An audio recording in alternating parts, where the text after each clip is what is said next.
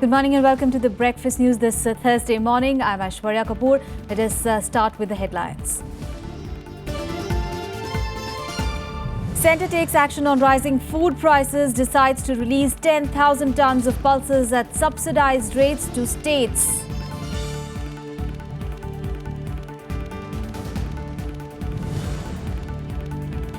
%22% deficiency in rains over last fortnight. A slow progress of southwest monsoon to be blamed, says Met Department.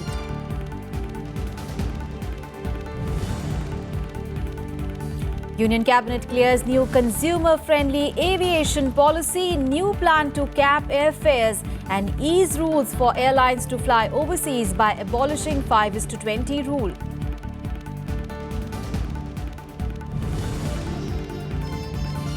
Senior Congress leader Kamal resigns as in charge of Punjab following opposition allegations over his alleged role in the 1984 Sikh riots.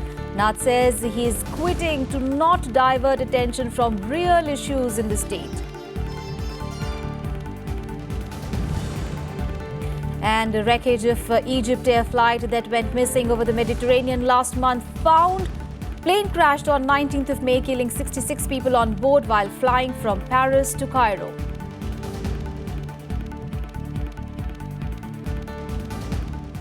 Well, the big story this morning, Senior Congress leader Kamal Nath has resigned from the post of General Secretary in charge of Punjab. The decision was taken following opposition parties raking up the issue of his alleged role in the 1984 riots ahead of the assembly polls in the state of Punjab.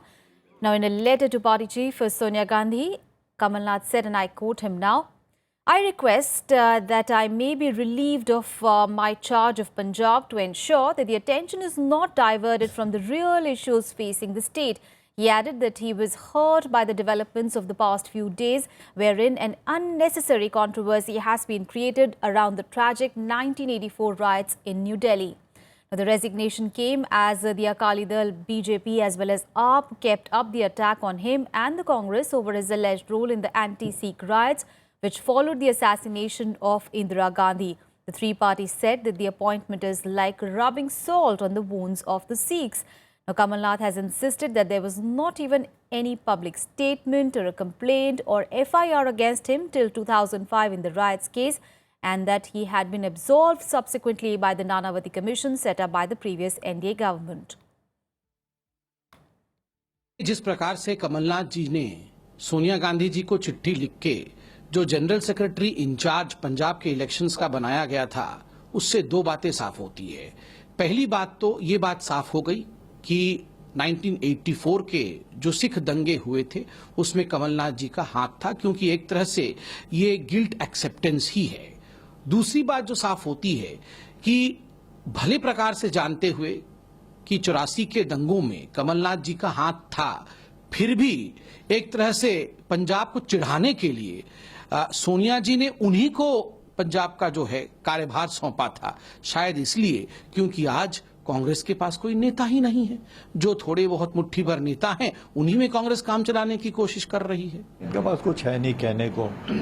आप पंजाब में क्या करने गए? पंजाब में आप दिल्ली में कुछ किया नहीं तो पंजाब में क्या दिखा रहे हो आप, सिवाय सड़कों पे शोर मचाने के। कमलनाथ जी एक बेहतरीन इंसान है, बहुत बढ़िया लीडर है, आज तक उनके ऊपर कोई आरोप नहीं लगा। News from Uttar Pradesh now, and a delegation of 5 opposition parties, including JDU, CPIM and NCP, will visit Kairana today. Now, they will meet the residents and address a gathering of civil society following claims by the BJP that there is a mass exodus of Hindus in the town. The opposition parties say that the claims and the visit by a BJP team has created anxiety and tension in Western Uttar Pradesh. The parties also condemned BJP President Amit Shah's statement on exodus of Hindus in Kairana. The delegation, which will visit Kandla and Kairana, include JDU MP KC Tyagi, CPIM MP Mohammad Salim, CPI's D. Raja, NCP MP DP Tripathi and RJD spokesperson Manoj Jha. Now, a 9-member BJP team on Wednesday had visited Kairana to review the situation over the alleged migration of Hindus that has set off a political slugfest. BJP MP Hukum Singh, who first claimed that the exodus of Hindus, later said that the migration was not communal in nature but because of law and order problems. And as mentioned, a 9-member BJP fact-finding team had arrived at Kairana in Uttar Pradesh on Wednesday to take stock of the alleged reports of exodus by Hindu families. The team, led by BJP leader and MLA Suresh Khanna, met with the protests from the locals. Now, the state government has accused the BJP of polarization ahead of next year's assembly polls in the state. The political climate in Kairana continues to boil over the exodus issue. A BJP probe committee reached Kairana on Wednesday. The 9-member team, led by senior BJP leader and MLA Suresh Khanna, said the situation in Kairana was bad owing to law and order problem. We have observed that there has been a huge mass exodus of people from Kairana on various grounds, and principally what I can very in a confirmed way state is that there is a bunch of goons and there's a gunda raj happening in Kairana, owing to which people are leaving. जो media में आया है उससे भी ज्यादा भयावह स्थिति है यहाँ, उससे भी ज्यादा भयावह। यहाँ पर ये कहा जा रहा है कि लोग डर के मारे नहीं बोल रहे हैं कुछ। ये बिल्कुल सही है, और मीडिया के साथ साथ भी कुछ लोग दूसरे घुस जाते हैं। मीडिया को भी जो बातें मिल रही हैं उसमें भी सच्चे नहीं है। However, the state government and the opposition have accused BJP of polarization by raking up communal issues just before the polls. Allahabad से निराश और हताश भारतीय जनता पार्टी के पास अब एक ही हथकंडा रह गया कि कैसे हिंदू मुस्लिम को अलगाववाद किया जाए, सांप्रदायिकता फैलाई जाए और इस प्रदेश में कैसे बंटवारा किया जाए। BJP leadership totally stands exposed how they wanted to exploit the situation.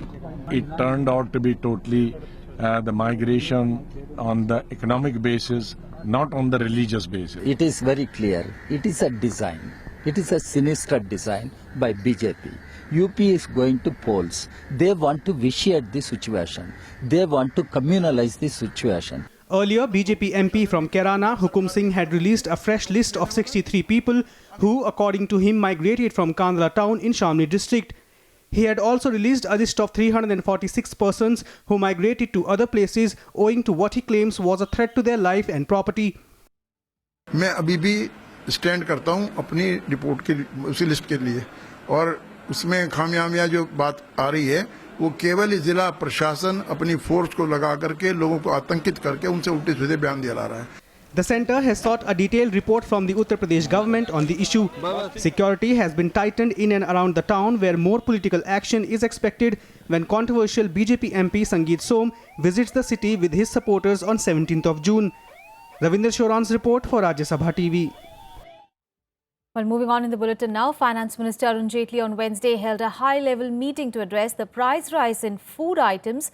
The government data release showed that the annual wholesale inflation had risen in May to its highest level in nearly 2 years.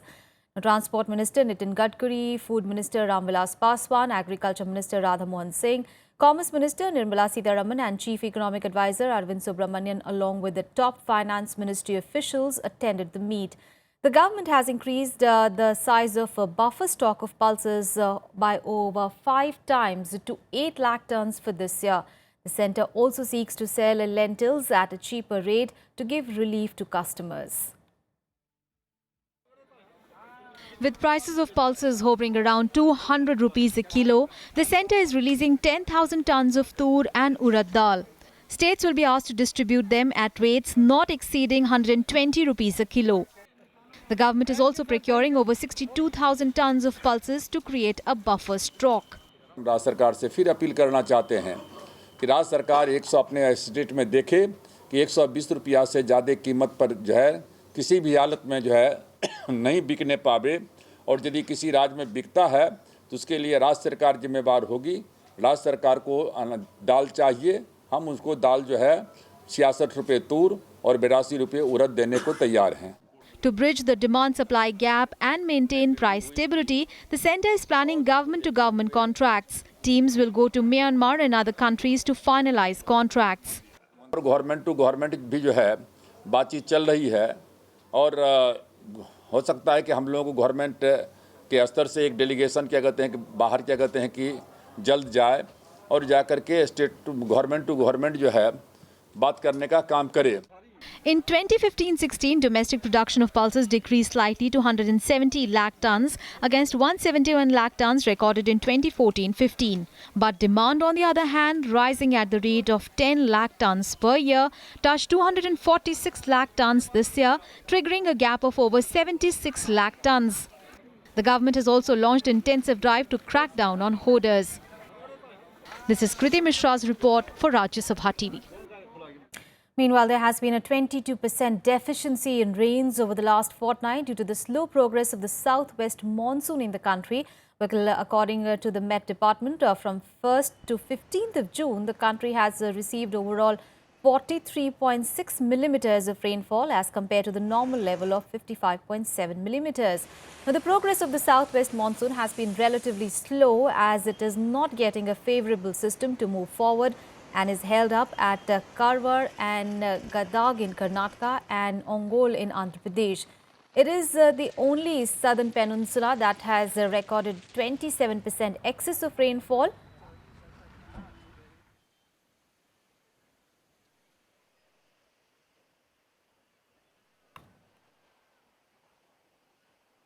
However, the eastern and the northeastern part of the country have received 90.4 millimeters of rainfall as compared to the normal level of 138.7 millimeters, while the northwest India has recorded only 13.6 millimeters of precipitation, which is 36% less than normal. Now, similar is the case with central India that has recorded rainfall of 27.3 millimeters as against the normal precipitation of 43.5 millimeters, a decrease of 37%. The onset of monsoon was 7 days late this year as against its normal date.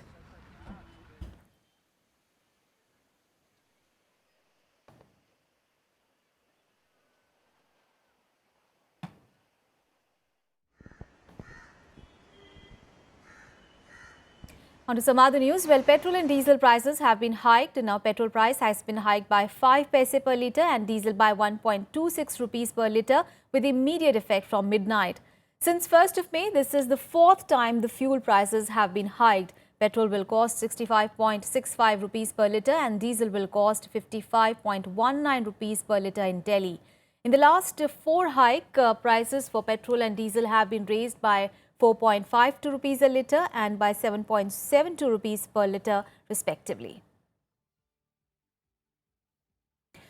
Now, the Union Cabinet has cleared the new aviation policy that aims to make air travel more consumer-friendly. The new plan will replace the decade-old rule and ease rules for airlines to fly overseas by abolishing of the 5:20 rule and also increase regional connectivity.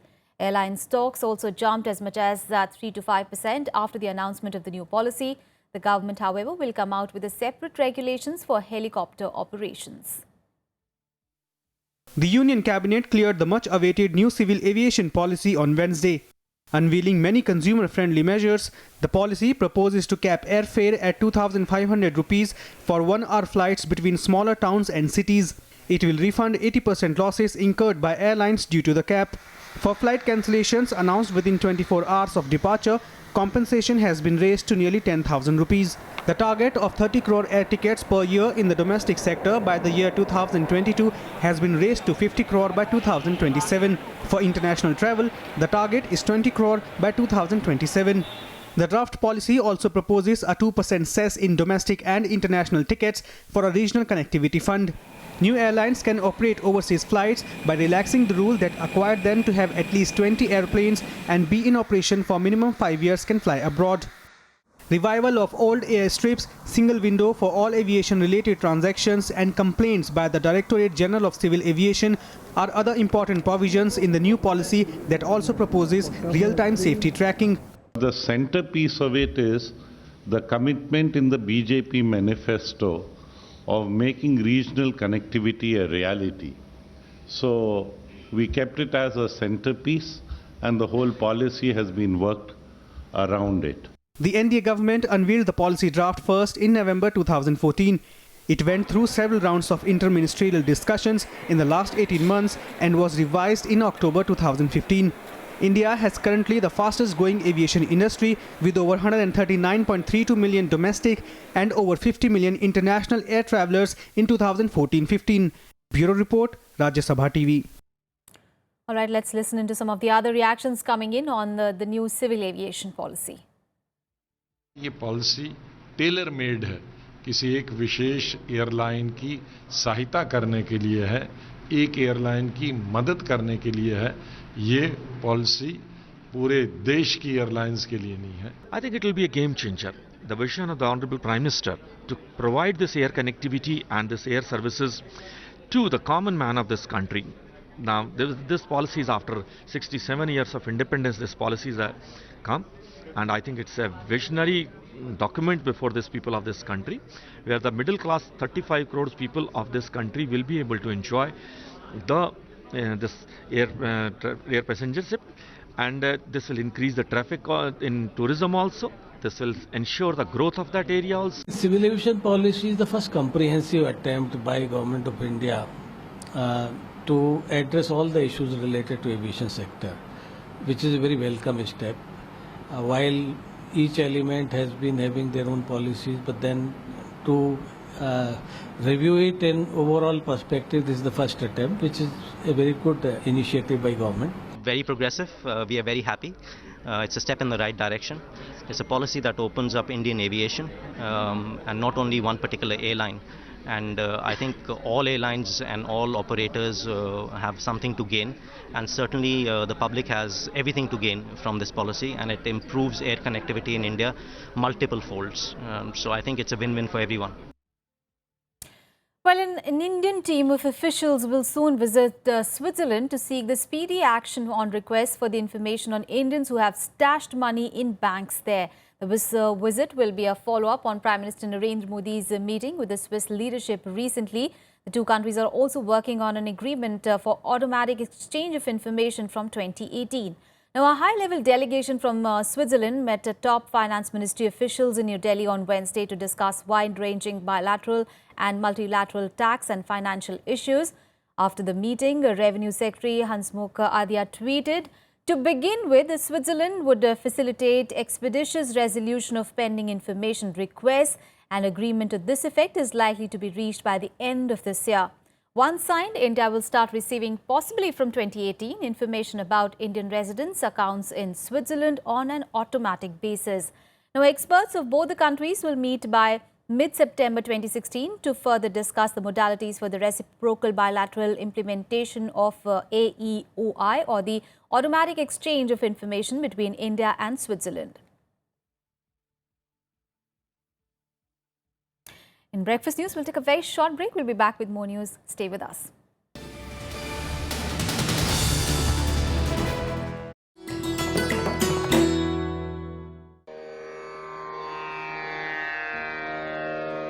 The sacred relics of Buddha were unearthed in Piprava in Uttar Pradesh.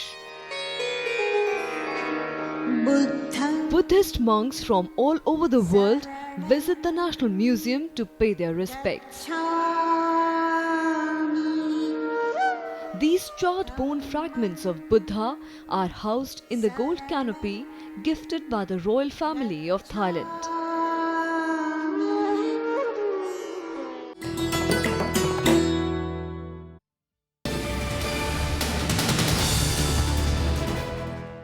Welcome back. Now, President Pranab Mukherjee arrived in Namibia for a two-day state visit, during which key negotiations on uranium supply for civil nuclear use will take place, besides other bilateral issues. Now, 4 MOUs will be signed during the trip, which include the deputation of Indian Army for training purposes in Namibian Defence Forces, Centre of Excellence in Information Technology. During talks, India might also raise the issue of uranium supply impressing upon Namibia. Mukherjee's visit, which is the third and final leg of his 3-nation tour, is first by an Indian head of state to Namibia in the last 21 years.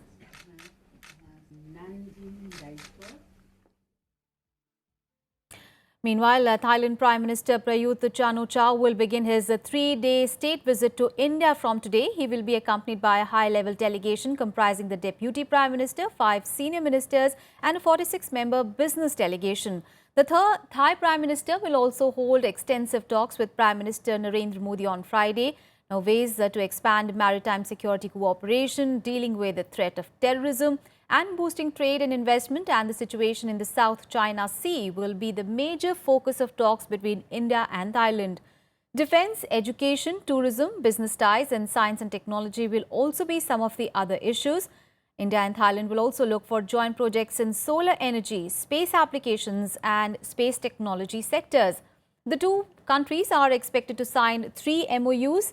A Thai government spokesperson said that the joint statement will pave way for closer Thai-India ties and to mark their 70th anniversary next year. Thai Prime Minister Prayuth Chanukah will also meet External Affairs Minister Sushma Swaraj. It will be Chanukah's first India visit as the Premier. On to some international news, and US President Barack Obama met the exiled Tibetan spiritual leader, the Dalai Lama, at the White House on Wednesday, despite warnings from China. While turning the visit of the spiritual leader as a personal one, President Obama met the Dalai Lama in the White House map room instead of the Oval Office, where he usually meets the world leaders. The two leaders discussed issues including human rights and climate change. President Obama appreciated the Dalai Lama's teachings and also voiced his support for preserving Tibet's unique religious traditions. However, White House made its stand clear on the fact that Tibet is a part of China and that the US does not support Tibetan independence. The president has urged the Dalai Lama to work directly with China to resolve differences. Meanwhile, the Dalai Lama reaffirmed that he was not seeking independence for Tibet and wants to resume a dialogue with the Chinese government. And both the Dalai Lama and President Obama value the importance of a constructive and productive relationship between the United States and China. All of those were policy positions of the United States before the meeting occurred, and our policy hasn't changed after the meeting. The U.S. position as it relates to Tibet has not changed. Tibet, per U.S. policy, is considered part of the People's Republic of China, and the United States has not articulated our support for Tibetan independence. Well, on to the day's biggest international story. A deep ocean search vessel hunting for the remains of an EgyptAir jet that crashed in the eastern Mediterranean last month has identified several main locations of its wreckage. That is what the Egyptian Investigation Committee has said. The committee said that a vessel contacted by the Egyptian government to join the search efforts for the data recorders and the wreckage of the doomed A320 had identified several main locations of the wreckage. Now, based on the wreckage locations, the search team and the investigators on board the vessel will draw now a map of the wreckage distribution spots. The plane, remember, disappeared with 66 people on board, including the crew, on 19th of May, while the plane was over the Mediterranean Sea while flying from Paris to Cairo. The Airbus A320 plane vanished from Greek and Egyptian radar screens, apparently without having sent any distress call. No group has claimed responsibility for a terror attack involving the plane. And the government of the West African nation Niger said on Wednesday that a total of 34 migrants, including 20 children, have died in the Sahara Desert while en route to Europe near a road to the border with Algeria. In a statement read on national television, Interior Minister Bazoum Mohammed said that it appeared that they had died of thirst after being abandoned by their smuggler. Now, 2 victims have been identified as Nigerian, but the nationalities of the others are not yet clear. Many thousands attempts to cross the vast and inhospitable terrain in order to reach the Libyan coast, where they hope to begin another hazardous trip by the boat to Europe. Now, the International Organization for Migration says about 120,000 people crossed through Niger's arid northern region last year. Thousands of illegal migrants have traveled to Algeria in recent years, most of them via Mali and Niger. Now, people smugglers have largely avoided Libya since it descended into a political chaos. Now, on to some sporting action, and buoyed by the credible performances in the earlier matches, the confident India will take on heavyweights Australia in their last league game of Champions Hockey Tournament in London on Thursday. Around 2 months ago in Sultan Azlan Shah Cup tournament in Malaysia, India were beaten twice by Australia. Now, both the heavy defeats were by 4-goal margins. But their recent performances, which saw them defeat Britain and South Korea, apart from holding a mighty Germany to draw, will edge the Indians to fight on till the last inch. India's most notable performance against Australia recently was in 2015 Sultan Azlan Shah Cup, where striker Nikin Thermaya's hat-trick spurred them to victory. But that was against a second-string Australian side. Now, Australia is heading the round-robin league standings with 10 points from 4 outings, followed by India on 7 from 4 matches. A victory over Australia on Thursday would put India on the final of the Champions Trophy, something that they have not achieved so far. But even a draw could boost their prospects of making the title encounter.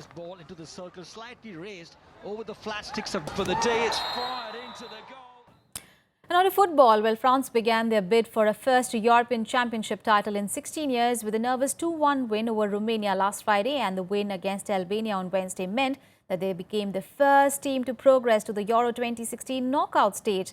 The 90th minute header by substitute striker Antoine Griezmann and a stoppage time special by Dimitri Payet secured France a heart-stopping 2-0 win over Albania, making them the first team into the last 16 of Euro 2016. Well, for the second consecutive match, later pressure rescued a patchy France side that is struggling to live up to its pre-tournament billing as one of the favourites. Albania, who lost their opening game against Switzerland, must beat Romania on Sunday to stand any chance of qualifying. Meanwhile, in another match, Switzerland were frustrated in their attempt to book a place in the knockout stage of Euro 2016 after a 1-1 draw against Romania in Paris. Bordan Scandiu's penalty gave Romania the advantage, and then Swiss spurned a host of chances to score before Admir Mehmedi slammed home to level just before the hour mark. Now, Switzerland will face France on Sunday, still looking for the points to guarantee their place in the knockout stage. Meanwhile, in Group B encounters, Slovakia deepened Russia's woes with the classy first-half goals from Vladimir Vis and Marel Hamsik in a tense 2-1 victory on Wednesday. The Russians pulled one back in the 80th minute through Denis Glushakov's header, but the Ross left Russia with just a point from a draw with England. Slovakia topped the group on 3 points ahead of Wales on goal difference. The Welsh take on England in Lens on Thursday. And before we wrap up, well, good news for wildlife conservationists and lovers. Over 100 lionesses are reportedly pregnant in Gujarat's Gir Wildlife Sanctuary. The Forest Department conducted a census last year which found that the population of lions in Gir has increased. The census puts the total number of felines in the state at 523, up from 411 that was counted in 2010. According to Forest Department, the mortality rate has reduced, due to which there has been a rise in feline population. The Gir protected area, consisting of Gir National Park and Sanctuary, Pania Wildlife Sanctuary and Mitalia Wildlife Sanctuary, is spread over 1,412 square kilometers. The Gir Sanctuary, located in Junagadh district, is the only home for the Asiatic lions. जब पता चलता है कि ये कमज़ोर है या उसको कोई चोट लगी है या इसकी मदर से बिछुड़ गया है, इन सब हालात में पूरी अध्ययन करने के बाद में हम तुरंत ही उसका उपचार करते हैं और उपचार करके फिर से हम उसी नेचुरल अवस्था में, उसी शेरनी या उसी विस्तार में उसको शेरनी से, उसकी मदर से मिलवाने का काम करते हैं। और ये हमारी जो कामगिरी है काफ़ी सफल रही है और इस कामगिरी के चलते जो गिर नेशनल पार्क और सेंचुरी में बच्चों की संख्या में काफ़ी बढ़ोतरी हो रही है। And with this good news, so we wrap up this edition of news. Thanks for watching.